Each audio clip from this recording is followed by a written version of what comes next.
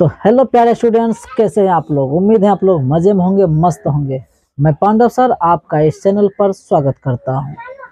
आज का यह वीडियो क्लास 9th का है और क्लास 9th में हम लोग आज मैथमेटिक्स पढ़ने वाले हैं और ये मैथमेटिक्स का पहला चैप्टर है जिसका नाम है संख्या पद्धति, इंग्लिश में नंबर सिस्टम कहते हैं।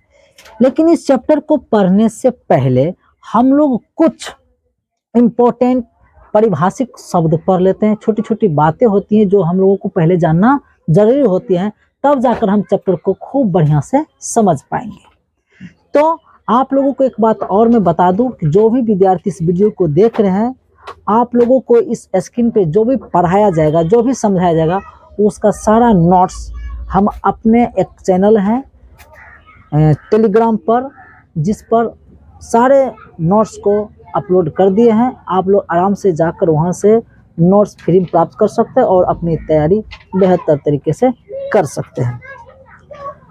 हालांकि हम अपने वीडियो के डिस्क्रिप्शन में अपना टेलीग्राम का लिंक दे दिए हैं, आप वहां से डायरेक्ट आप ज्वाइन हो सकते हैं और जितने भी आपसे आपकी पढ़ाई से रिलेटेड जो भी नोट्स हम तैयार किए हैं आपको प्रोवाइड करा दिए जाएंगे। तो अब ज़्यादा बात ना करते हुए अब हम क्लास की बात करते हैं। तो क्लास में आपको मैं बता दूं कि आपका जो पहला चैप्टर है वो है संख्या पद्धति और इसको इंग्लिश में हम लोग कहते हैं नंबर सिस्टम। तो सबसे पहले जो हमारे पास टॉपिक्स बनकर आता है वो आता है अंक, जिसको इंग्लिश में हम लोग क्या कहते हैं, डिजिट। क्या कहते हैं, डिजिट। 0 1 2 3 4 5 6 7 8 9 को ही हम लोग क्या कहते हैं, अंक कहते हैं। अर्थात 0 से लेकर 9 तक को हम लोग क्या कहते हैं, अंक कहते हैं। अब आप लोगों से पूछा जाए कि गणित में कितने अंक होते हैं, तो गणित में कितने अंक होते हैं, गणित में 10 अंक होते हैं। कहाँ से लेकर, 0 से लेकर 9 तक। सर 9 हुआ, नहीं गिनो ना, 1 2 3 4 5 6 7 8 9 10। याद रखना गणित में कितने अंक होते हैं, 10। पढ़ाई पे ध्यान दो, क्या कर रहे हो, क्या कर रहे हो, पढ़ाई पे ध्यान दो।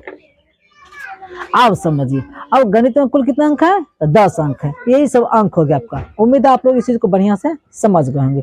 अब जो आपका है फिर अगला टॉपिक वो है संख्या, जिसको इंग्लिश में हम लोग क्या कहते हैं, नंबर। अब इस संख्या क्या होती है, अंक आप लोग समझ गए ना। अंक के बाद आते हैं अब संख्या। अंकों के समूह को ही हम लोग क्या कहते हैं, संख्या कहते हैं। अंकों के समूह को ही संख्या कहते हैं। जैसे आप सबको मालूम है कि मैं एक उदाहरण दे रहा हूँ, 3 एक अंक है। 3 एक क्या है, अंक है। और 6 भी क्या है, एक अंक है। 3 और 6 मिल गया तो अब ये अंक नहीं रहा, अब ये क्या हो गई, संख्या। अब इसको हम लोग संख्या कहेंगे। और भी कुछ एग्जाम्पल ले सकते हैं, जैसे मैंने लिया 56। 56 में 5 एक अंक है, 6 भी एक अंक है। जब दोनों मिल गए तो 56 अब एक संख्या, ये अंक नहीं है। उम्मीद इस चीज को समझ रहे होंगे। और भी कई एग्जाम्पल आप ले सकते हैं। मान लिया आप लिए 542, तो 542 5 4 2 अलग अलग अंक हैं और सबको एक साथ देखा जाती है तब एक संख्या है, जिसको हम लोग कहते हैं 542 इत्यादि। बात समझ में आ गई, ये हो गया आपकी संख्या। अब संख्या को आप लोग समझ गए। अब संख्या से जुड़े एक महत्वपूर्ण टॉपिक जो आप लोगों को याद रखना चाहिए, प्रत्येक अंक एक संख्या होती है। मतलब जितने भी अंक होते हैं वो हमेशा एक संख्या ही होती है, लेकिन प्रत्येक संख्या अंक हो सकती है। हालांकि लेकिन प्रत्येक संख्या अंक नहीं हो सकती। हालांकि कुछ संख्याएं अंक भी हो सकते हैं और कुछ नहीं भी हो सकते हैं। अब आपको समझाते क्या हम कहना क्या चाहते हैं आपको। जैसे एक उदाहरण के रूप में हम आपको यहाँ पर रफ में समझाने का प्रयास करेंगे। समझो मेरी बात ध्यान से, आप लोग देख रहे हैं ना, अब समझिए मेरी बात को ध्यान से। देखिए, आप मान लो पहले से 5 है तो 5 एक अंक है, लेकिन 5 को आप एक संख्या भी कह सकते हैं। 5 को आप एक संख्या भी कह सकते हैं, क्योंकि 5 एक संख्या है। लेकिन 5 को आप अंक भी कह सकते हैं, तो हुआ ना। जिसे हम अंक कहते हैं उसे आप संख्या भी कह सकते हैं। लेकिन अब उदाहरण दे दिया मैंने 25। अब 25 को हम संख्या तो कह सकते हैं लेकिन अंक नहीं कह सकते हैं। तो अब हुई ना बात। अब फिर एक उदाहरण देते, जैसे 8 ले लिए। 8 मान लो पहले से हम जानते हैं कि संख्या है। 8 क्या है, एक संख्या है। तो 8 एक संख्या भी और अंक भी है। मैंने जो कुछ संख्याएं फिर से अंक भी कहला सकते, ठीक है, लेकिन सभी संख्याएं हमेशा अंक नहीं कहलाएंगे। लेकिन जितने भी अंक हैं वो हमेशा क्या कहलाएंगे, संख्याएं कहलाएंगी। इसका यही मेरा कहने का मतलब था। बात समझ में आई। मेरा कहने का मतलब यही था कि प्रत्येक अंक एक संख्या होती है, लेकिन प्रत्येक संख्या अंक नहीं हो सकती। हालांकि कुछ संख्या अंक हो भी सकते हैं और कुछ नहीं, जैसे बोले ना 8 एक संख्या तो अंक भी है, 25 एक संख्या तो लेकिन अंक नहीं है। तो सभी संख्याएं अंक नहीं हो सकती हैं, लेकिन सभी अंक हमेशा संख्या होगी। उम्मीद इस चीज को आप लोग समझ गए होंगे। तो चलिए, अब संख्या कई प्रकार के होते हैं। हालांकि ये नहीं बताएंगे संख्या 5 प्रकार के होते हैं कि 6 प्रकार के होते हैं कि 10 प्रकार के होते हैं। संख्या कई प्रकार के होते हैं, अलग अलग गणितज्ञ अपने अपने हिसाब से इसका प्रकार बताते हैं। लेकिन उसमें जो कुछ प्रमुख संख्या है आज हम आप लोगों के सामने प्रकट करने वाले हैं। बस आप लोग वीडियो में जुड़े रहें और समझने का प्रयास करें। चाहे तो आप इसका स्क्रीनशॉट ले सकते हैं। देखिए, अब आपका जो अगला टॉपिक है वो है प्राकृत संख्या। क्या है? प्राकृत संख्या। समझिए, इसको इंग्लिश हम लोग कहते हैं नेचुरल नंबर। एक से लेकर गिने गए गिनती की संख्या को प्राकृत संख्या कहते हैं और प्राकृत संख्या को कैपिटल एन से निरूपित किया जाता है या सूचित किया जाता है। इसलिए कैपिटल एन बराबर 1 2 3 4 5 डॉट कहां तक? अनंत तक। ये कभी खत्म होने वाला नहीं है। जब हम लोग एक से गिनती प्रारंभ करते हैं तब उसी को हम लोग क्या कहते हैं? प्राकृत संख्या कहते हैं। तो इस तरह का आप संख्या को देख लीजिए, आपका क्या हो गया? प्राकृत संख्या। अब यहाँ से ऑब्जेक्टिव जो पॉइंट बनता है याद रखना पड़ेगा, क्योंकि देखिए अभी के एग्जाम में 50 नंबर का ऑब्जेक्टिव होता है और 50 नंबर का सब्जेक्टिव होता है। तो ऑब्जेक्टिव कहाँ से बनेगा? जब आपकी बुक में तो ऑब्जेक्टिव है ही नहीं, तो कहाँ से 50 ऑब्जेक्टिव क्वेश्चन आपको जवाब दीजिएगा? यही सब चीज आपको काम आएंगे। ठीक है, इसलिए हम आपको भले ही आपके एनसीईआरटी किताब को पढ़ाते हैं, लेकिन रूल नियम थ्योरी जो तो वो इतना आपको पढ़ा देंगे कि आप कोई भी गणित बना सकते हैं। हम आपको उस लायक बना देंगे, लेकिन आप लोगों को ध्यान से वीडियोस को देखना होगा, समझना होगा और छोड़ छोड़ के नहीं, कंटिन्यू देखना होगा। तब आप जहीं तहीं देखिएगा तो फिर इसकी हम गारंटी नहीं ले सकते। तो देखिए, अब यहाँ पे पॉइंट बनता है सबसे छोटी प्राकृत संख्या क्या होती है? तो सबसे छोटी प्राकृत संख्या 1 से स्टार्ट होती है, तो आपका 1 होगा। अब फिर दूसरा पॉइंट, सबसे बड़ी प्राकृत संख्या क्या होगी? तो बड़ी प्राकृत संख्या बताना संभव नहीं है, क्योंकि अनंत है, अनंत तक चले जाएगी। तो कौन सी अंतिम हो गई? हम कह सकते हैं क्या कि अंतिम में क्या होगी? क्योंकि अनंत है, उसका कोई अंत नहीं है, इसलिए वो संभव है। ठीक है, अब आपका है पूर्ण संख्या किसे कहते हैं? जिसको इंग्लिश हम लोग कहते हैं होल नंबर।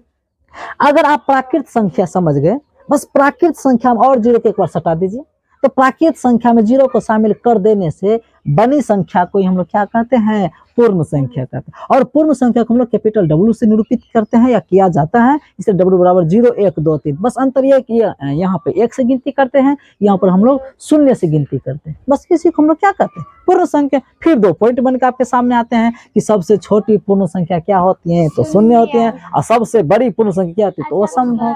बात यहाँ तक समझ में आ गई? चलिए, चाहे तो आप इसका स्क्रीनशॉट ले सकते हैं।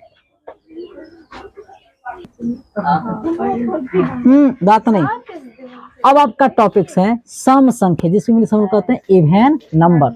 बातें नहीं, जिस संख्या में 2 से पूरा पूरा भाग लग जाए उसे सम संख्या कहते हैं। जैसे में 2 4 6 8 10 12, ये सभी क्या है? सम संख्या, क्योंकि इसमें 2 से पूरा पूरा भाग लग जाता है। सीधी सी बात है, परिभाषा आसान है। जिस संख्या में एकदम सरल भाषा में परिभाषा बनाए हैं ताकि किसी भी विद्यार्थी को पढ़ने में कोई तकलीफ ना हो। जिस संख्या में 2 से पूरा पूरा भाग लग जाए उसे सम संख्या कहते हैं। रहने दीजिए। अब आपका विषम संख्या। विषम संख्या के लिए हम लोग कहते हैं ऑड नंबर। समझे इस बात को? जिस संख्या में 2 से पूरा पूरा भाग नहीं लगे उसे विषम संख्या कहते हैं। जैसे 1 3 5 9 11, इस समय 2 से पूरा पूरा भाग नहीं लगता। भाग तो लगेगा लेकिन दशमलव में आएगा। तो अगर पूरा पूरा भाग नहीं लगता है तो इस तरह की संख्या को हम लोग क्या कहते हैं? विषम संख्या कहते हैं। अब यहाँ से जो कुछ पॉइंट बन के आते हैं, आपसे पूछा जाएगा सबसे छोटी सम संख्या क्या होती है? सबसे छोटी संख्या 2 होती है, सबसे स्टार्टिंग बेस होती है। अच्छा, सबसे बड़ी सम संख्या क्या होती है? तो फिर वो बताना संभव नहीं है, वो संभव है। सबसे छोटी विषम संख्या क्या होती है? तो वो होती है 1, और 1 होती है। सबसे छोटी प्राकृत संख्या भी 1 क्या होती है? तो जरूरी नहीं कि खाली प्राकृतिक संख्या होगी, क्या विषम संख्या नहीं हो सकते हैं? तो सबसे छोटी विषम संख्या वो क्या होगी? 1। और सबसे बड़ी विषम संख्या जो होती है वो क्या? तो असंभव। अब यहाँ से एक पॉइंट और बनकर आपके सामने आता है शून्य। शून्य ना तो सम संख्या है ना ही विषम संख्या। कुछ लोग इसको सम संख्या मान लेते हैं, असल में ये ना तो सम संख्या है और न ही ये विषम संख्या। आपको संतुष्ट करते हैं कि कैसे ये ना तो सम है और ना ही विषम है, क्योंकि शून्य जो है एक मीनिंगलेस है, इसका कोई अर्थ नहीं होता है। ठीक है, लेकिन आपको समझाने का प्रयास करते हैं। देखिए, अगर शून्य में हम 2 से भाग करें चलो हम इसको डिलीट कर देते हैं, यहाँ पे समझाते हैं। अगर हम शून्य में 2 से भाग दे तो भाग लग जाएगा, इसका आंसर क्या आएगा? शून्य आएगा। अगर हम शून्य में 5 से भाग दे तो इसमें भी भाग लगेगा तो शून्य आएगा। यानी कि शून्य में 2 से भी भाग लग गया, जो कि सम संख्या हो गया। शून्य में 5 से तो भाग लग गया, तो 5 से भाग लगी थी तो हो गया विषम संख्या। अब परिभाषा पढ़े कि जिसमें 2 से भाग लगे उसे सम संख्या कहते हैं, और जिसमें 2 से पूरा पूरा भाग नहीं लगे उसे विषम संख्या कहते हैं। इसमें से 5 से भाग लग गया जी, इसका मतलब विषम संख्या। तो कंफ्यूजन है ना? तो सीधी सी बात है, शून्य में कोनो भी संख्या से भाग दीजिएगा तो भाग लग जाए, उसका आंसर शून्य आ जाता है। अर्थात शून्य ना तो सम संख्या है ना ही विषम संख्या है। अब लोग इसको, कुछ लोग सम संख्या इसलिए भी मान लेते हैं, अगर हम लोग लिखते हैं 1, फिर लिखते हैं 2, फिर लिखते हैं 3, फिर लिखते हैं 4, फिर लिखते हैं 5, फिर लिखते हैं 6, तो यहाँ से समझ में ये आता, बातें नहीं करो कि एक एक संख्या छोड़कर क्या है? सम है, और एक एक छोड़ के क्या है? विषम है। तो अब एक, यहाँ एक है, ये अगर विषम है तो विषम का आगे फिर क्या होगा? सम होगा। इसलिए सोचता है कि एक के पहले तो शून्य होगा, शून्य के पहले फिर -1 होगा, फिर -2 होगा, ऐसे होता है जी। वो ये समझ लेते हैं कि ये सम है, ये विषम, फिर सम, फिर विषम, ऐसा सोच लेते हैं। इसलिए शून्य को लोग सम समझ लेते हैं। वास्तव में याद रखिएगा, शून्य ना तो सम संख्या है ना ही विषम संख्या। उम्मीद है आप लोग यहाँ तक समझ गए हैं, ठीक है। चाहे तो आप इसका स्क्रीनशॉट ले सकते हैं। देखिए, अब आपका अगला टॉपिक है भाज्य संख्या। इंग्लिश में हम कहते हैं इसको क्या चीज? Composite number.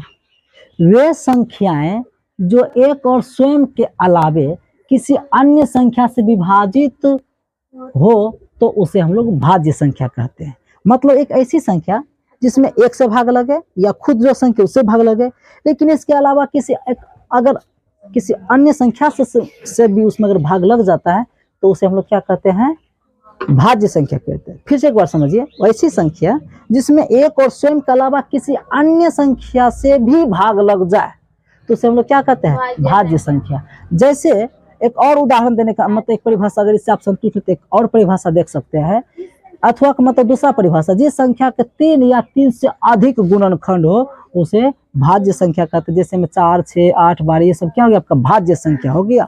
अब पूछा जाएगा सबसे छोटी भाज्य संख्या क्या होती है? सबसे छोटी 4 से स्टार्ट होती है, तो याद रखिएगा 4। अब ये क्वेश्चन उठता है कि सर जी भाज्य संख्या जो पढ़ा है समझे का, उदाहरण की तरह समझाने का प्रयास करते हैं। चलिए समझते हैं। 6 एक भाज्य संख्या। अब कहोगे सर जी कैसे? 6 में 1 से भी भाग लग जाएगा, 6 में 2 से भी लग जाएगा, 3 से भी लग जाएगा, और खुद 4 से कैसे लगेगा? 4 से भाग लगेगा नहीं, 5 लगेगा नहीं, इसमें राइट लगेगा कितना से? 6 से। इस प्रकार से 6 का 4 गुणनखंड हो गया, 1, 2, 3 और 4। तो यहाँ पे क्या परिभाषा में बताया? जिस संख्या के 3 या 3 से अधिक गुणनखंड हो उसे हम लोग कहते हैं भाज्य संख्या। तो यहाँ 4 गुणनखंड हो गया, 3 से ज्यादा हो गया, इसलिए 6 एक क्या है? भाज्य संख्या है। उम्मीद है भाज्य संख्या को समझ गए। तो ठीक है, भाज्य संख्या समझ गए। और भी कोई एग्जांपल आप ले सकते हैं। सभी क्या होगा?